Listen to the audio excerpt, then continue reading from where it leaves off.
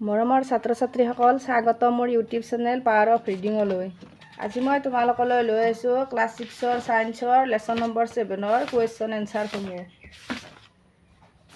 এইটো lesson weather and climate, বতৰ আৰু জলবায়ু।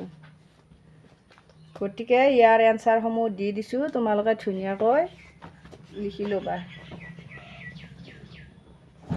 1 নম্বৰত আছে বতৰ কাক বোলে। অতি চমুকৈ উত্তৰ দিয়া, বতৰ কাক বোলে। এইটোৰ উত্তৰ এইটোৱে। তোমালোকে কিতাপত চিন দিলেও দিব পাৰিবা। বায়ুমণ্ডলৰ উষ্ণতা, আৰ্দ্ৰতা, বৰষুণৰ পৰিমাণ, বতাহৰ গতি আদিয়ে কোনো এখন ঠাইৰ বায়ুমণ্ডলত দৈনন্দিন যি অৱস্থাৰ সৃষ্টি কৰে তাকে সেই ঠাইখনৰ বতৰ বুলি কোৱা হয়। নেক্সট আছিল জলবায়ু কাক বোলে। এইটো লিখিবা। কোনো এখন ঠাইৰ 25ৰ পৰা 30 বছৰ বা তাতোধিক কালৰ বতৰৰ গড় হৈছে সেই ঠাইৰ জলবায়ু। অৰ্থাৎ 25 বছৰ বা তাতকৈ বেছি বছৰ জলবায়ু একে থাকিলে তাকে জলবায়ু বোলে। 25ৰ পৰা 30 বছৰ একে থাকিব লাগিব, সেইটোহে জলবায়ু। 1-2 বছৰত সেইটো জলবায়ুটো নকয়, সেইটো বতৰ বুলি ক'ব। বতৰৰ 3টা কাৰকৰ নাম লিখা। নেক্সট আছিল তোমালোকে লিখিবা বতৰৰ 3টা কাৰক হ'ল উষ্ণতা, আৰ্দ্ৰতা আৰু বৰষুণৰ পৰিমাণ। নেক্সট আছিল জলবায়ুৰ ভিত্তিত অসমত বছৰটোত কেইটা ঋতুত ভাগ কৰিব পাৰি আৰু কি কি।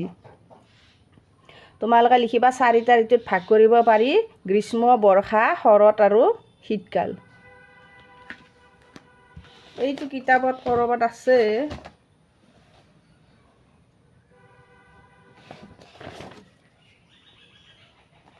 মই এইটো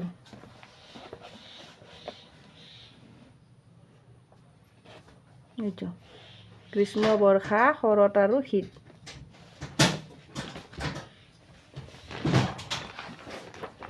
নেক্সট আছে বতৰ আৰু জলবায়ুৰ পাৰ্থক্য। তোমালোকে উত্তৰ দি লিখিবা 1 নম্বৰ বতৰ হ্ৰস্বম্যাদী কিন্তু জলবায়ু দীৰ্ঘম্যাদী পৰিঘটনা। অৰ্থাৎ বতৰটো কম সময়ৰ বাবে বা কম দিনৰ বাবে থাকে আৰু জলবায়ু বহু বছৰ ধৰি থাকে। নেক্সট বতৰ সঘনাই সলনি হয় কিন্তু জলবায়ু সঘনাই সলনি নহয়। 3ত আছে বতৰ জিলা বা ৰাজ্যৰ সৰু সৰু অঞ্চলৰ ওপৰত নিৰ্ভৰ কৰে, আনহাতে জলবায়ুই দেশৰ দৰে বৃহৎ এলেকাৰ ওপৰত নিৰ্ভৰ কৰে।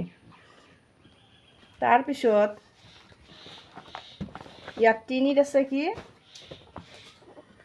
শুদ্ধ উত্তৰটোত গোলকৈ দিব দিছে। পৃথিৱীৰ নাতিশীতোষ্ণ অঞ্চল ক'ত অৱস্থিত সুধিছে। গতিকে অপশ্যন এ উত্তৰ মেৰু, অপশ্যন বি দক্ষিণ মেৰু, চি বিষুৱীয়া আৰু ডি বিষুৱীয়া অঞ্চলৰ ক্ৰমে উত্তৰ আৰু দক্ষিণ। ইয়াৰ অপশ্যন ডিটো হ'ব। তোমালোকে ডিটোত গোলকৈ মাৰি দিবা। বিষুৱীয়া অঞ্চলৰ ক্ৰমে উত্তৰ আৰু দক্ষিণ। কোনবিধ খাৰিফ শস্য।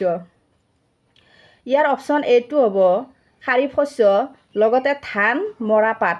মই দুটাৰ লিখি দিছোঁ, তোমালোকে এনেকৈ লিখি থবা। অৰ্থাৎ খাৰিফ শস্য কাক বোলে বুলি আহিব পাৰে যিবোৰ শস্য বাৰিষা হয় বুলি মই চৰ্টত দিছোঁ, বাৰিষা কালত হয় সেইবিলাককে খাৰিফ শস্য বোলে। আৰু উদাহৰণ ধান আৰু মৰাপাট। এইটো লগ তোমালোকে মই যেনেকৈ কৈছোঁ সেনেকৈ লিখি দিবা। আৰু এই 3টা হ'ব ৰবি শস্য: সৰিয়হ, আলু, ঘেঁহু। ৰবি শস্য শীতকালত হয়, মাকৈ, শাক পাচলি আদি। অৰ্থাৎ খৰাং বতৰত বা শীতকালত হোৱা শস্যবোৰক ৰবি শস্য বোলে। ৰবি শস্য কাক বোলে বুলি আহিলে এনেকৈ লিখিবা। খৰাং বতৰ বা শীতকালত যি শস্য হয় তাকে ৰবি শস্য বোলে, যেনে সৰিয়হ, আলু, ঘেঁহু। তেতিয়া বৰষুণ নহয়। নেক্সট খালী ঠাই পূৰ কৰা। 4ত আছে কোনো এটা অঞ্চলৰ দীৰ্ঘ সময়ৰ বতৰৰ গড় অৱস্থাক সেই অঞ্চলৰ ডেছ বোলে। উত্তৰ জলবায়ু বোলে। বি দক্ষিণ পশ্চিম, খালী ঠাইত হ'ব দক্ষিণ পশ্চিম মৌচুমী বতাহৰ বাবে বৰ্ষাকালত অসমত প্ৰচুৰ পৰিমাণে বৰষুণ হয়। মৌচুমী বতাহৰ কাৰণে বৰষুণ হয়। লগতে ইয়াৰ কেইটামান ভিতৰৰ কুৱেশ্যন এনচাৰো মই দি দিছোঁ। এখন গৰম ঠাইৰ নাম কি বুলি আহিব পাৰে। মই প্ৰশ্নটো বনোৱা নাই, তোমালোকে বনালে বনাবা আৰু নবনালে এনেকৈ লিখি থবা। এখন গৰম ঠাই হ'ল ৰাজস্থানৰ মৰুভূমি। নেক্সট এখন শীত বা ঠাণ্ডা ঠাই বুলি যদি আহে লিখিবা জম্মু কাশ্মীৰ, অৰ্থাৎ ঠাণ্ডা ঠাই। বায়ুৰ উষ্ণতা জোখা যন্ত্ৰটোৰ নাম যদি আহে তাপমেটা বুলি লিখিবা। বৰষুণ জোখা যন্ত্ৰটোৰ নাম ৰেইন গজ বা বৃষ্টিমান। এইটো ব্ৰেকেটত থবা, বৃষ্টিমান। নাইবা এনেকৈ আহিব পাৰে বৃষ্টিমানেৰে কি জোখে, তেতিয়া লিখিবা বৰষুণ জোখে। বতাহৰ দিশ জোখা যন্ত্ৰটোৰ নাম উইণ্ড ভেন। বতাহৰ গতি জোখা যন্ত্ৰটোৰ নাম এনিম'মিটাৰ। বায়ুৰ চাপ জোখা যন্ত্ৰটোৰ নাম বেৰ'মিটাৰ। এইকেইটা ধুনীয়াকৈ মুখস্থ কৰিবা। নেক্সট, মেৰু অঞ্চল ডেছেৰে আৱৰা। মেৰু অঞ্চলটো বৰফেৰে আৱৰা, শীতল গতিকে।